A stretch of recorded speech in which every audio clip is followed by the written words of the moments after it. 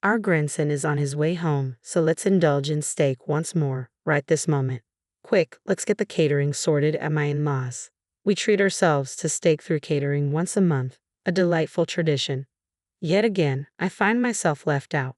How many times has this happened now? Every time we order, my mother-in-law conveniently overlooks my steak, leaving me empty-handed. She's quite assertive, and I just can't seem to stand up to her.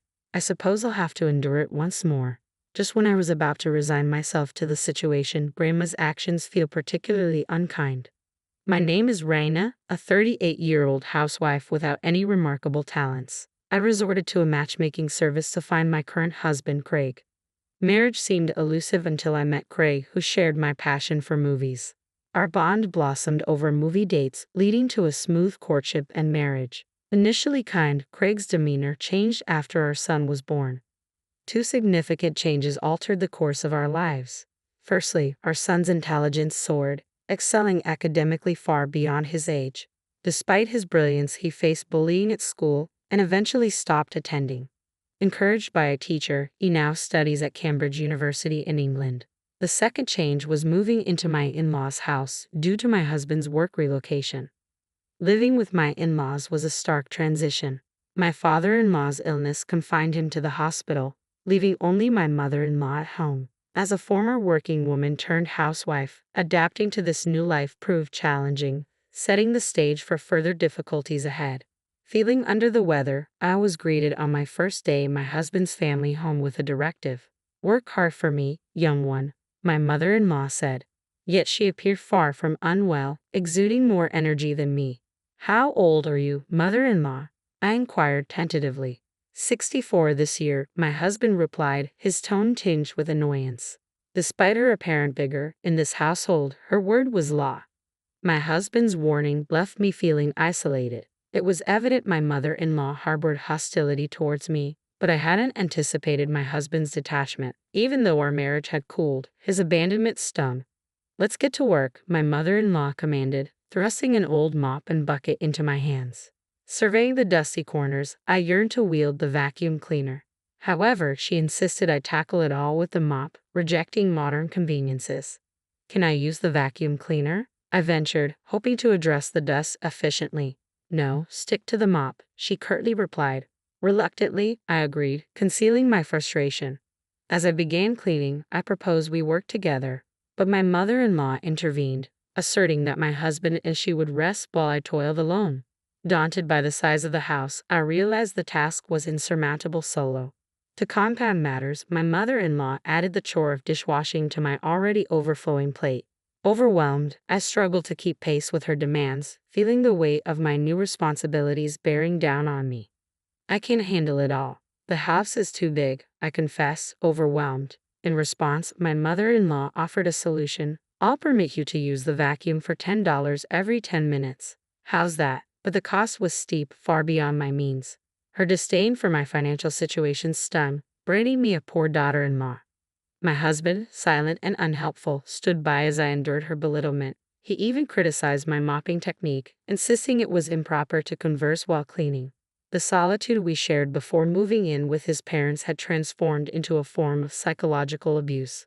Amidst the tension, my mother-in-law announced plans for steak, summoning catering. Though exhausted from cleaning and dishwashing, the promise of steak fueled my determination.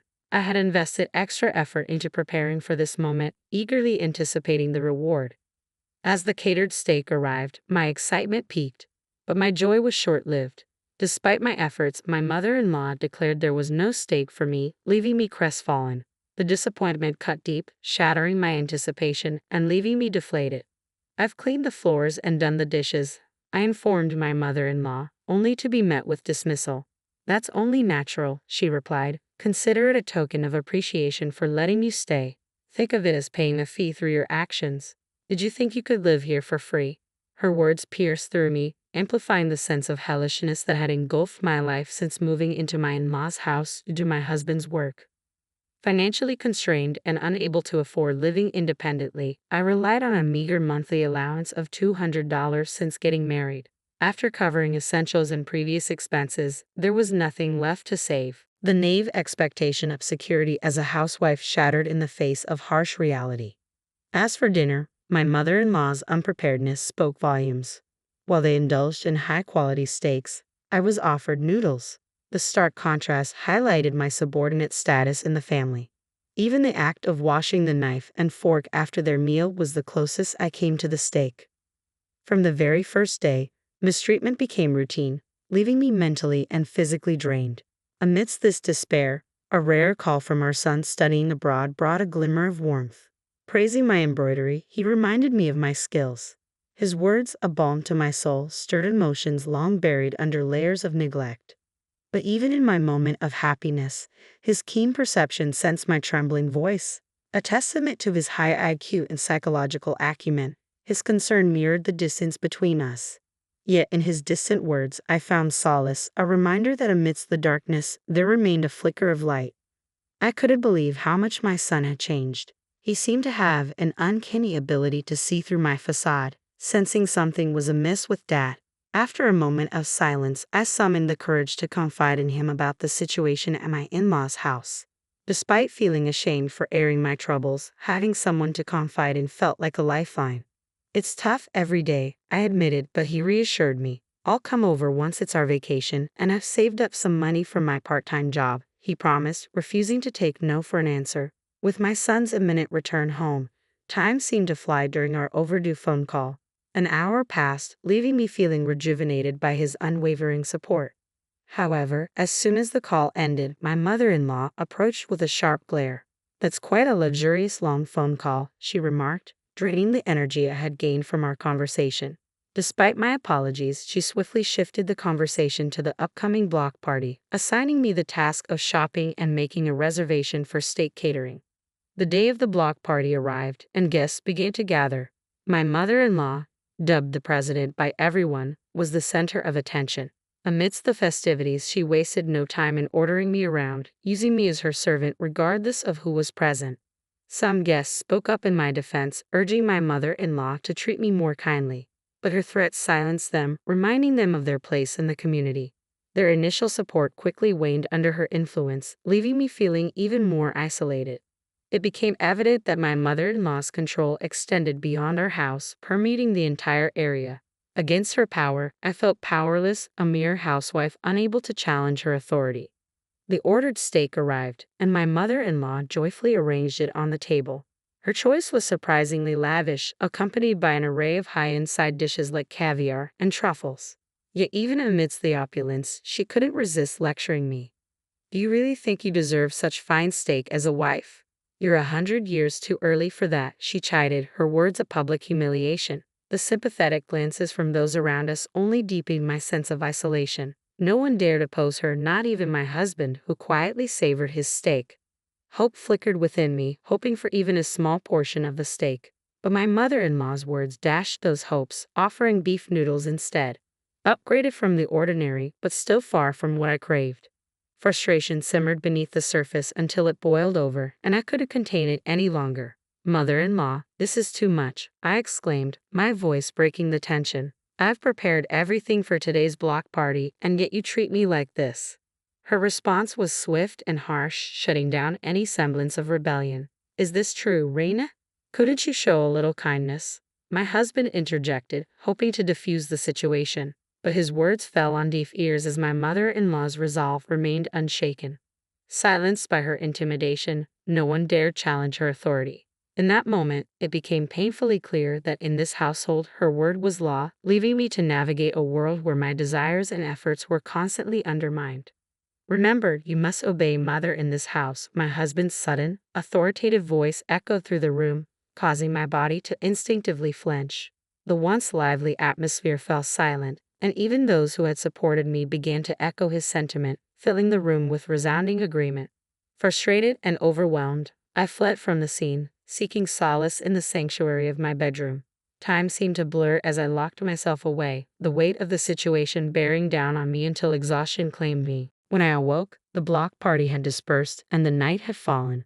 Glancing at my phone, I found an email from my son, announcing his imminent arrival. Despite the exhaustion, I drifted back to sleep, awaiting his return. The next morning, I found my mother-in-law in the kitchen preparing breakfast. Without preamble, she remarked on my behavior from the previous day, her words cutting through the air. Informed of my son's impending visit, she immediately pivoted to plans for steak, eager for his return. As evening descended, my son finally arrived home, greeted by a table laden with lavish steaks. Despite his usual enjoyment of the meal, he couldn't help but notice my absence from the feast. Concerned, he questioned my mother-in-law, only to be met with a dismissive response. "It's fine, Rena is always like this," she waved off his concern, redirecting his attention to the meal before him. Despite her apparent happiness at being reunited with her grandson, my son's response was unexpected, his words laden with a depth of emotion I hadn't anticipated. "I don't want it. Why didn't you prepare Mom's portion? This is discrimination, isn't it?" My son's cool demeanor caught both my mother and husband off guard, their surprise evident in their expressions. My mother-in-law, taken aback by his unexpected assertiveness, began to panic, denying any wrongdoing. "What did you hear?" "I didn't do anything," she stammered, but my son remained steadfast, unmasking her behavior with unwavering confidence. "You're always looking down on Mom, aren't you?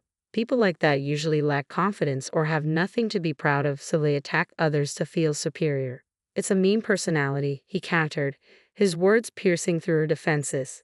As my son continued to confront her, my mother-in-law found herself increasingly cornered, her usual tactics rendered ineffective against his insight. "That's true, isn't it? Everyone has an equal share of steak, but Mom has nothing." "This is clear discrimination," he asserted, his logic irrefutable. Normally, such confrontation would escalate into a fight, but my son's demeanor remained composed, far beyond his years. With each observation, my mother-in-law grew more subdued, her usual confidence waning in the face of his scrutiny. "You're panicking. Your eye movements, habits, and amount of sweat tell the story," my son continued, revealing his studies in psychology at Cambridge University and his keen observation skills. Despite her attempts to maintain composure, my mother-in-law couldn't conceal her discomfort, her facade crumbling under his scrutiny. Watching the exchange unfold, I marveled at my son's poise, while my husband observed in silence. As the tension lingered, my son's final words hung in the air, leaving us all to ponder the implications of his observations. The tension in the room was palpable as my son fearlessly confronted my mother-in-law. "Grandma, do you have any talents?" he asked, his tone cutting through the silence. My mother-in-law, usually quick with a retort, found herself at a loss for words as my son continued, unrelenting. "What you did, Grandma, was unfair. Mom excels in embroidery. Her work could even sell in England," my son praised, surprising me with his acknowledgement of my hobby. "You, Grandma, have none, yet you try to belittle Mom and assert dominance. Is it because you can't accept someone being superior?" As my son's words struck home, my mother-in-law remained speechless, unable to refute his observations. "And what about you, Dad? Why didn't you stand up for Mom when she needed help? Were you unable to stand up to Grandma because she's your mother? If so, why did you marry her?" My husband, caught off guard by our son's probing questions, could only offer silence in response. My son's relentless critique didn't spare anyone, exposing the underlying dynamics of our family dynamic. "You both just want to feel superior and look down on others," he concluded, leaving my husband and mother-in-law speechless. I couldn't help but feel proud of my son's maturity and insight. His suggestion to move to England together took me by surprise, but his reasoning soon became clear. "One of my classmates has a father who's a Hollywood actor. He saw pictures of your embroidery and wants to buy your work. There's a waiting list of over 200 people eager to purchase your pieces," he revealed, his smile contagious. Overwhelmed by the unexpected turn of events, I couldn't help but feel grateful for my son's unwavering support and encouragement. With his guidance, perhaps a new chapter awaited us, one where our talents were celebrated, not diminished.